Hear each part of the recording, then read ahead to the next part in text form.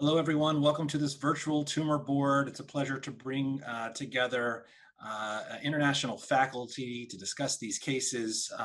Before we get started, we'll just do a round of introductions. I'm Dr. Benjamin Levy, and I'm Associate Professor at Johns Hopkins School of Medicine, a thoracic medical oncologist. I am joined here today by, again, a fabulous international group of physician scientists. We'll start with Dr. Sanjeev Bala. You want to introduce yourself, Dr. Bala? Yes, hello everyone. My name is Sanjeev Bala and I run the cardiothoracic radiology division here at the Mallinckrodt Institute of Radiology at WashU in St. Louis. Nice to be here. Great. Dr. Wally Curran? Hey, Dr. Levy, good morning. My name's Wally Curran. I'm the Executive Director of Winship Cancer Institute here at Emory University and chair of the Department of Radiation Oncology. Great. Dr. Varun Puri? Hi, Dr. Levy. I'm glad to be here. I'm a professor of surgery and a thoracic surgeon at the Washington University in St. Louis. Great. And Dr. Mark Socinski? Yes, Dr. Mark Socinski. I'm a thoracic medical oncologist and the executive medical director at the Advent Health Cancer Institute in Orlando, Florida. Great. So let's get started. This is a 76-year-old male, former smoker, with stage 4 squamous cell lung cancer with brain metastases. We'll look at some of these images. Treated with immunotherapy, but then had progression, not interested in carboplatin, paclitaxel, or hospice, and a lot of questions to this case that we'll go through. So the patient presentation is fairly brief and straightforward. 76-year-old male who presented with cough and recurrent pneumonia. He has a past medical history of the usual comorbidities we see in our lung cancer patients who may be prior smokers or current smokers: hypertension, coronary artery disease, hyperlipidemia, and Barrett's esophagus. His social history is a former smoker. He quit in April 2010. He has a 40-pack-year history. Has no history of alcohol or drug use. His family history is consistent with a brother with colon cancer who's alive and a mother and father who died from heart disease. So this patient was initially evaluated by the primary care physician, and given the cough and recurrent pneumonias, he eventually had a CAT scan. He had a chest x-ray followed by a CAT scan. So these are the initial images that we're going to look at. And Dr. Bala, maybe you could walk us through these. I will say before you start that based on this imaging, the patient does end up also getting additional imaging, which we'll look at next. So Dr. Bala, all yours. Oh, great. Well, thank you, Dr. Levy. So on the image on the left, you can see that there's a central mass, which is measured about 4 centimeters or so. And then the two images that are over to the right demonstrate that there is a right peritracheal lymphadenopathy as well as right hilar lymphadenopathy. So it's in keeping with a large hilar mass and lymphadenopathy that is present both in the right peritracheal and hilar region.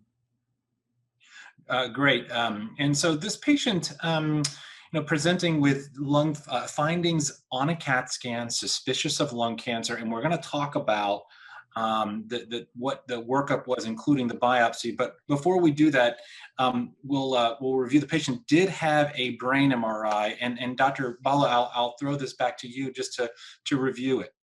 Yeah, and so we selected 2 images from the brain MR that were probably the most pertinent. So the one on the left is a T2 weighted image, and you can see it has almost a heart shape of white around a rounded lesion in the right side of the brain. And that's very typical for vasogenic edema in the setting of a metastasis. On the right, the image is a post-contrast image, and there's this ring of enhancement, which is in keeping with a solitary brain metastasis in the right frontal lobe. So that was pretty much the pertinent finding from the MR.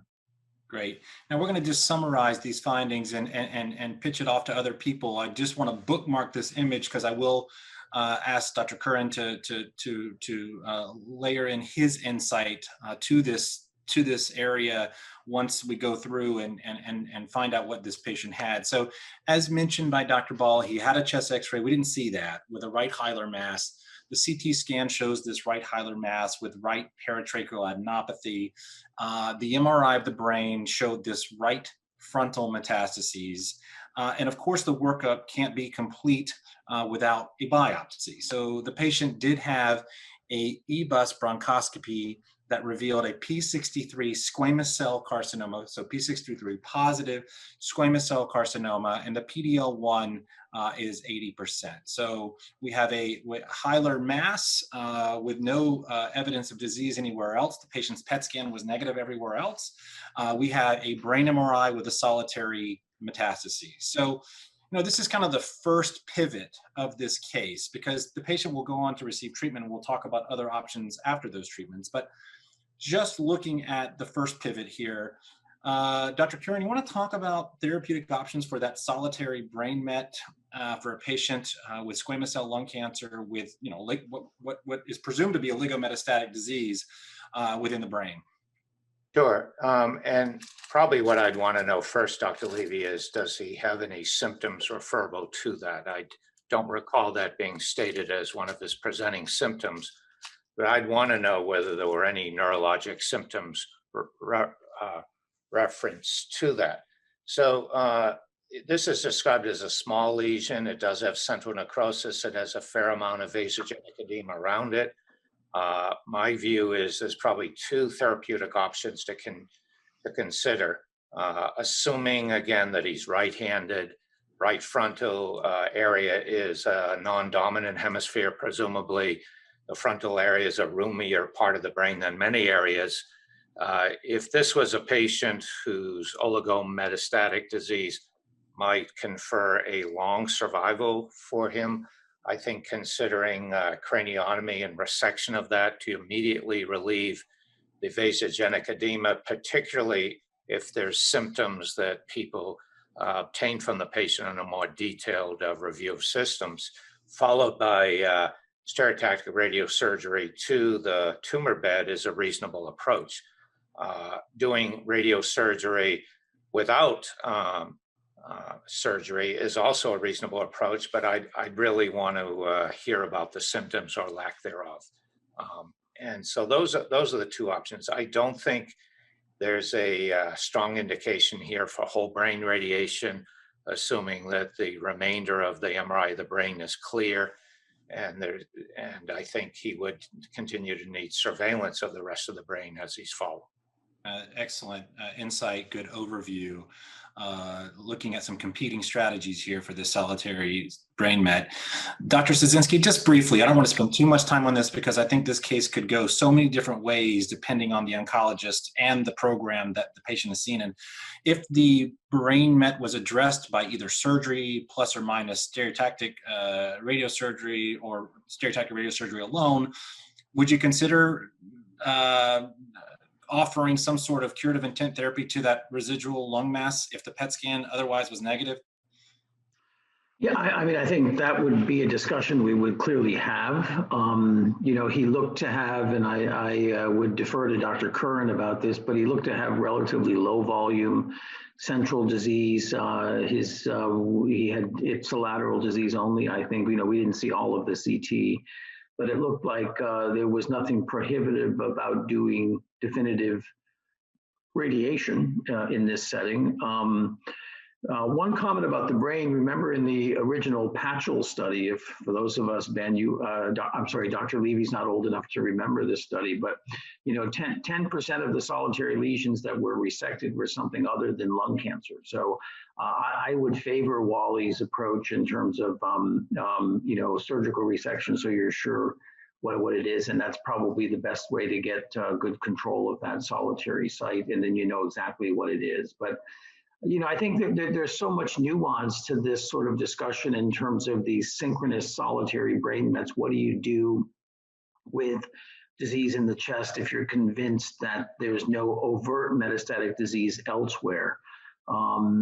I'm actually dealing with a personal patient just very similar to this, but does not have mediastinal adenopathy. Here we have what would otherwise look like stage 3A and 2 positive disease. And I think, I think we would have this debate in our institutional tumor board.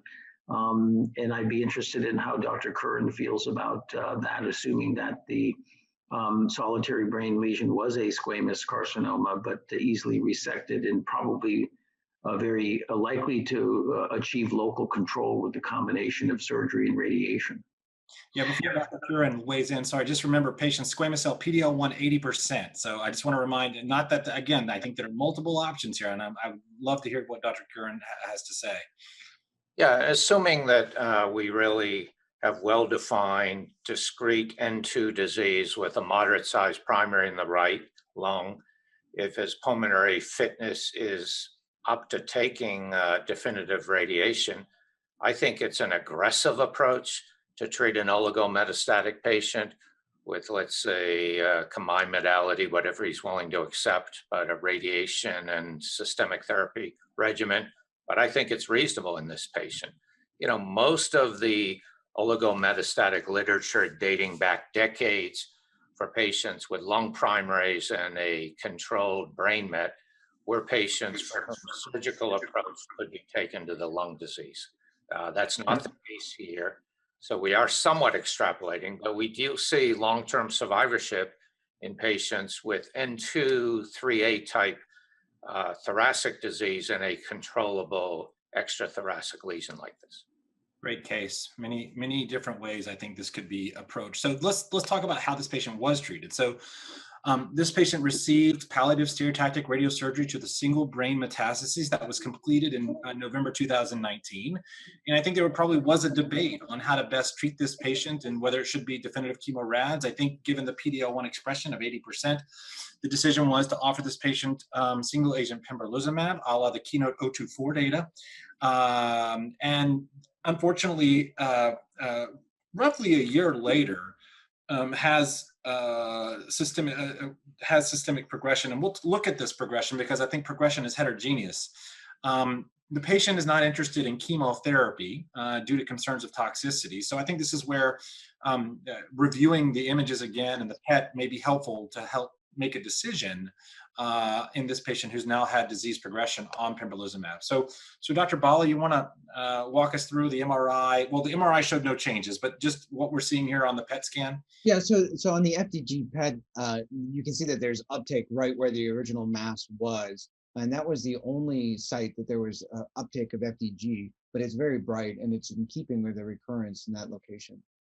Okay, so I'm going to make the assumption that this was biopsied and proven to be squamous cell. So we have an interesting case of a local recurrence, but in otherwise technically stage 4 disease. So options here for this patient, and I guess we can break this down into systemic options, radiation options. So Dr. Socinski, I'll start with you. A patient who's had disease progression on pembrolizumab, has a local recurrence here, doesn't want chemotherapy.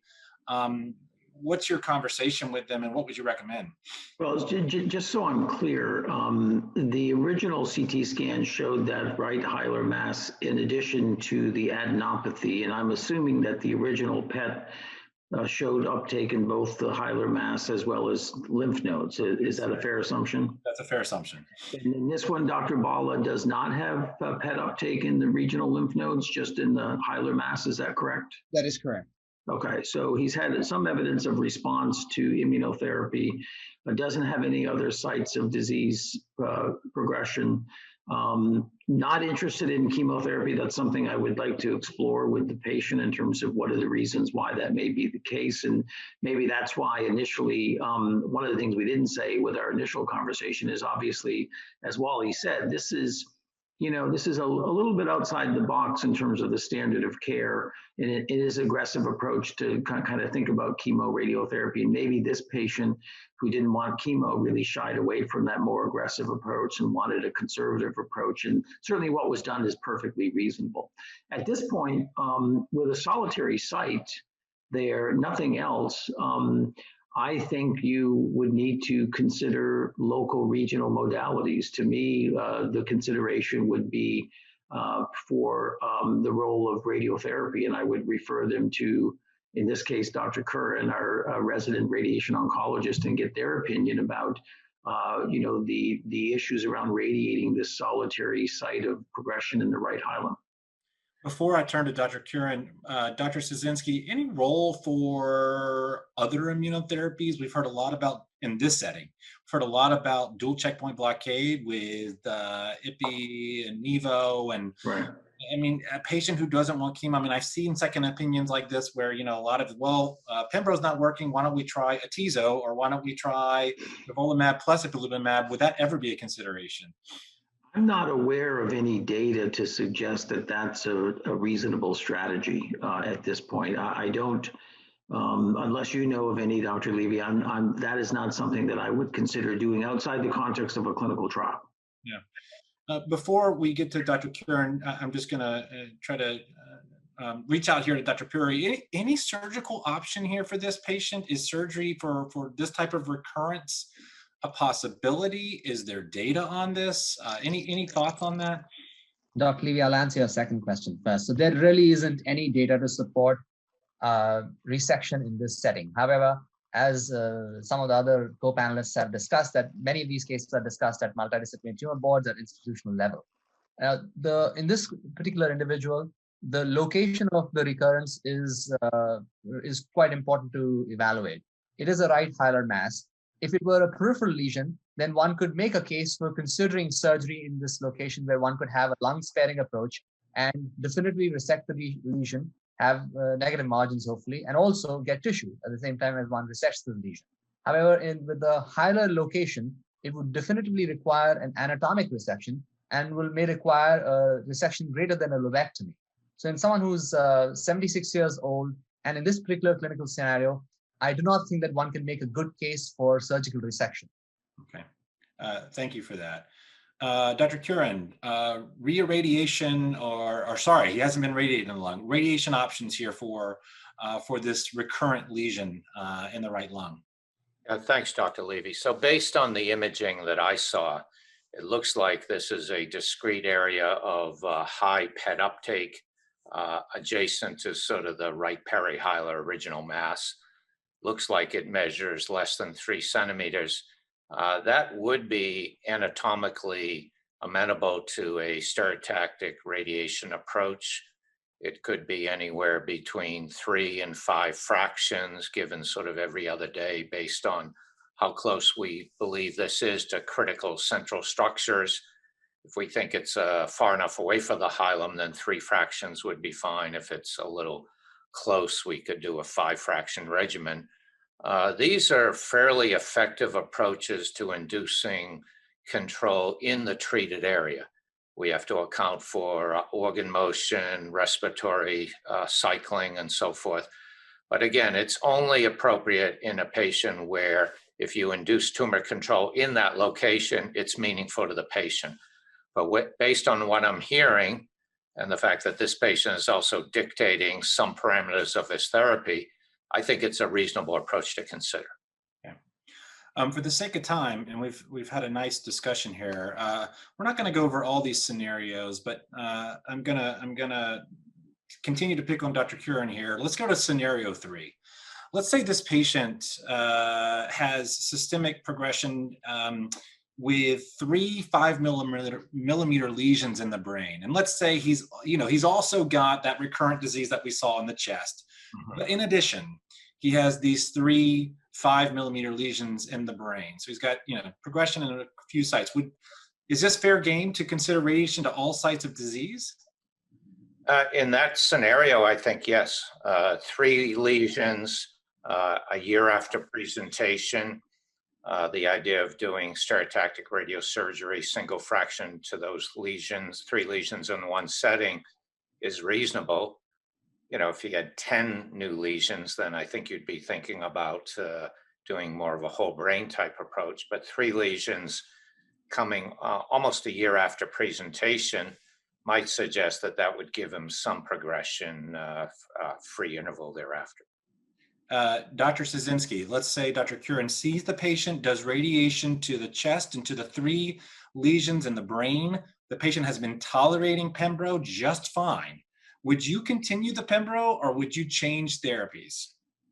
Good question. I would, again, this is a discussion. I would present the option of just continuation. I think that, we have gotten used to treating beyond progression in many settings, and in some settings, there seems to be some data that would support that. So that would be one option. Again, I'd want to explore the reasons why the patient was so adverse to chemotherapy, because another option would be to add chemotherapy to the pembro in this setting. So those are the two things that I would explore. But I think it would be reasonable to continue the pembro beyond progression. You might hope that the radiotherapy would cause some cell death. Maybe there'll be release of neoantigens. Maybe there'll be as kind of a secondary response there.